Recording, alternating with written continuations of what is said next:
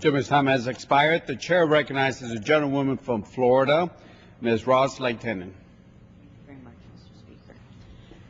Thank you, Mr. Speaker. It is time for a new approach to bring our country back to where it was for most of the first 2 centuries, the land of hope and opportunity.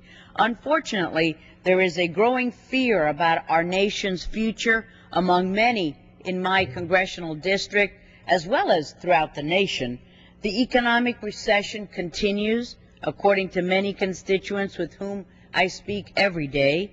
My constituents tell me how they have personally felt the constant drumbeat of rising unemployment, the ballooning cost of college tuitions, the reality of postponing retirement, and the continuing credit implosion that has hurt so many homeowners and small businesses. No doubt our nation continues to struggle and people need help.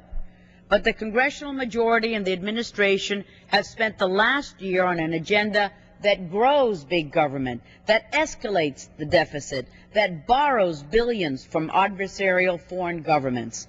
As a result of this unprecedented government spending spree, our national debt will reach uncharted levels, doubling over the next 5 years and tripling in just 10 years. Not surprisingly, as our debt doubles and revenues plunge, creating jobs has taken a backseat to other issues. The $800 billion stimulus bill has failed to create or save the millions of jobs that it promised.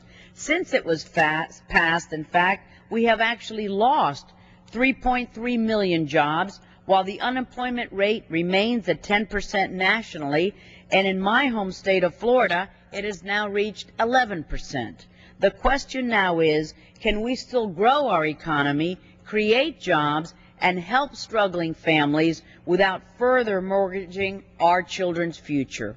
First, we should agree to block any federal tax increases until unemployment drops below 5%. Americans of all political persuasions can agree that the government should never raise taxes during periods of high unemployment. Second, we need to restore confidence in America's economic future. Record deficits and debt, combined with runaway spending, have shaken our confidence in our economic future.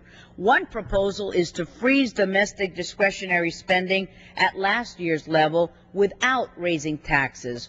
Proponents state that this would save U.S. taxpayers $53 billion immediately, but more importantly, it would send a signal that we are committed to lowering the deficit.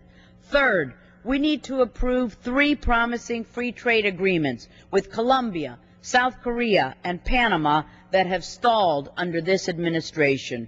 Recently, the President stated that increasing U.S. exports by just 1% would create over 250,000 jobs. Sure enough, the Independent International Trade Commission estimates that these 3 deals would boost U.S. exports by over 1%.